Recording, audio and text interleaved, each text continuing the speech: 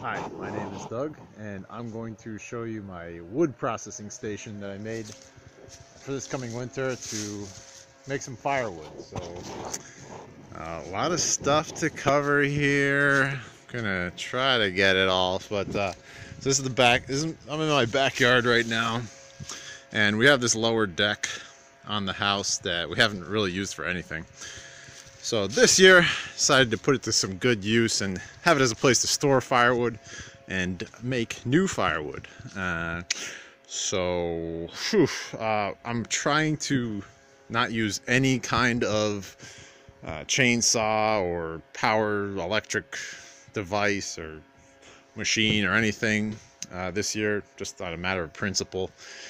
Want to try to do it all by hand, get like a cord of wood by hand, whatever that means. I still don't know what a cord is, but get enough for our family just to have fires a few times a week throughout the winter. They just stave off the depression. It's like gets pretty nasty winter here in New England sometimes. Yeah, so waving the camera around here. The first thing I did this fall, was make this Sawhorse. This is called a bucking horse or a sawhorse. It's for bucking big logs like this, which basically just means cutting them up into stumps that you can then split further from there. So the bucking horse has this notch here where the log goes in. Some other details. I have this chain down here to keep it from keep the X from like flattening when a heavy log is put in there.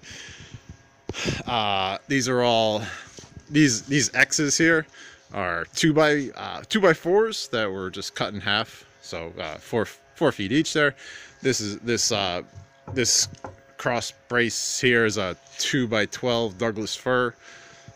Just some bolts I dug up, are like the most the most structural sort of fastener are the bolts here. What else? The notch is just some poplar 1x10, I think, and to keep this poplar from sliding back and forth when you're sliding a log in, I just made these little cleats. Yeah, cleats, that's a good word. And held in place by a dowel driven in. So a lot of details with this thing. It took me a while to design and build. Sort of have to look at a ton of other people's things online and sort of pick the best aspect of each bucking horse that I see, and then discard the rest, and and combine them all together into this perfect little contraption here. One major thing which you might be wondering, well, what the hell is that? These 5-gallon buckets, these are filled with sand and rocks, and just to make them heavy. Then the seal gets put on there, and let me hop down. See the other one? So the bottom of this thing, you can see the 2 holes drilled into the top, 2 holes drilled into the bottom. Then another bracer cleat thing at the bottom to form this handle, and the handle hangs on here. So anyway, the point of this whole thing is that sometimes when you're sawing, the saw binds, and the bucking horse can absorb that energy by rocking. I don't want that. I want, instead of a rocking, for this sawhorse to remain rock solid, which gives me that thrust, that push, a better chance of not binding, of breaking through that energy barrier. So that's what these stabilizers are for. It's a pretty cool invention, if I may say so myself. Haven't seen anything like that before, and they work out pretty good. These things right here, again, you might be wondering what the hell is this. This is what I call a torsion knot. I'm not sure if that's an official term or whatever, but it's just a loop of rope, and then you put a branch or whatever through it and spin it until it's really tight. And there you have a torsion knot. And that just keeps the whole stabilizer from, I don't know, sliding back and forth. I don't even know if they're necessary really, but good insurance policy. So yeah, the wood processing station. I get this year we have a few acres, and obviously there's a few trees that are recently dead. So they just haven't had leaves the last few years. So that's what I'm targeting first. I don't want to cut down a live tree necessarily. And there's no like problem trees here. So this year, just for firewood, we're getting these trees that are recently dead. Yeah, and they ended up here. I chopped them down with an axe. Oh yeah, this monster. I think it's like a 5-pound head. Just this monster axe. Great for improving your, I don't know, grip strength, and I don't know. It makes you feel pretty afraid when you're swinging this thing around. Oh, what else? So yeah, after cutting down the trees with an axe, I then further processed them into let's call them staves, maybe timbers. I don't know, about 8 feet, I guess, on average, and I stacked them up here. To get them up here, nothing elegant. I was trying to think of a nice pulley system, ramps, and wheels and all that kind of stuff to get them up here. Not this winter, unfortunately. Maybe next winter. So this winter I just brute force muscled them up. It wasn't pretty, but I got them all up here. From there, again, brute force muscle them up into the bucking horse here. Next year I'll have a better solution for that. There's a roof here. I think it's pretty structurally sound, so I could probably rig up some kind of pulley system next year to just really grease the groove, so to speak.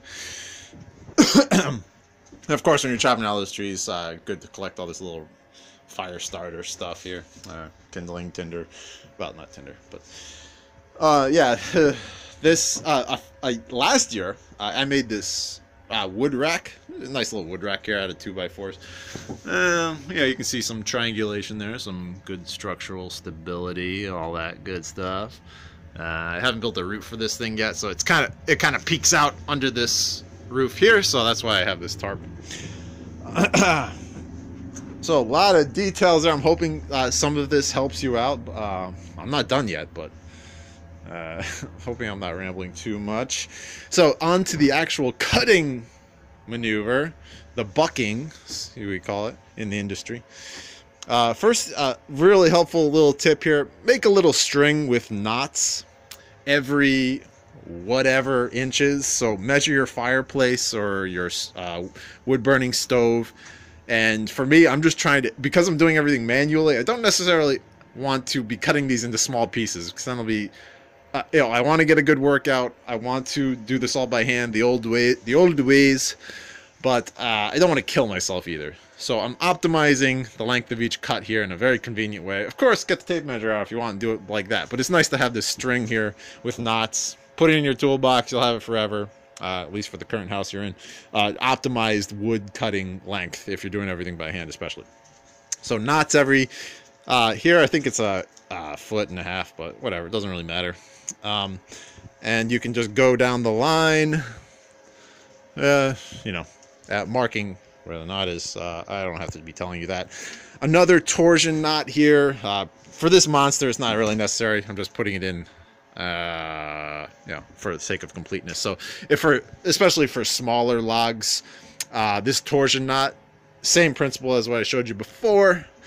It just really keeps the wood in place. So, like if I was cutting this, you can see it's not that big. So if I was cutting it and it bound in the saw a little bit, that thing would be shaking all over the place. So this torsion knot really clamps things down. They're awesome. I love torsion knots. I use them for everything. Now you can see this strip of wood is taken out. What the hell is all that about? Well, when you're cutting a piece this big, by the way, I'm using a big old crosscut saw. I think this is a 5 feet, 1-man saw with option for 2-man, but that hasn't worked out too well with my wife.